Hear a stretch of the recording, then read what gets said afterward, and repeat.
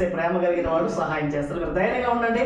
Bible ఒక మాట ఉంది, ప్రయాసపడి భారం మోసుకొనుచున్న సమస్త జనులారా నా యొద్దకు రండి అంటే దాని అర్థం ఏంటి?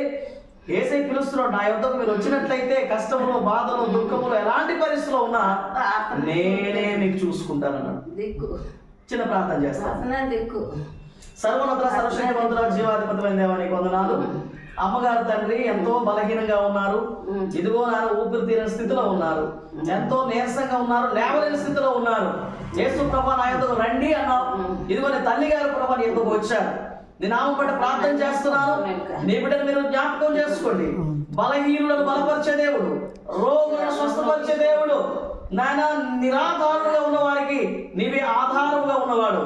మీ తల్లి గారిని జ్ఞాపకం చేసుకోండి. నీ చిత్తానుసారంగా ఈ బిడ్డను రక్షించుకోండి తండ్రి. నీ ప్రేమకి స్తోత్రాలు. యేసు ప్రభువా నీవిచ్చినటువంటి భద్రతకై, క్షేమానికి స్తోత్రాలు. నీకు మాత్రం మీరు బాగు చేయండి, సంపూర్ణ ఆరోగ్యం దయచేయండి, నీ కృపతో ఆదరించండి. బిడ్డకు కావాల్సిన రక్షణ, ఇదిగో పాపక్షమాపణ, నీ కొరకు నిలబడే గొప్ప మనసు బిడ్డకు దయచేయండి. నా కుమారుడా, నా కుమార్తె, నీ హృదయం నాకిమ్ము అన్నావు. నీ బిడ్డ హృదయం నీకు ఇచ్చే విధంగా ఈమె హృదయాన్ని మీరు తెరవండి. తెరిచిన విధానం బట్టి నీకు స్తోత్రం. అన్ని విధాలుగా సహాయం చేయమని, నీ కుమార్తె మీరు స్వస్థపరచమని యేసు క్రీస్తు పరిశుద్ధ నామములో వేడుకుంటున్నాము తండ్రి. ఆమేన్.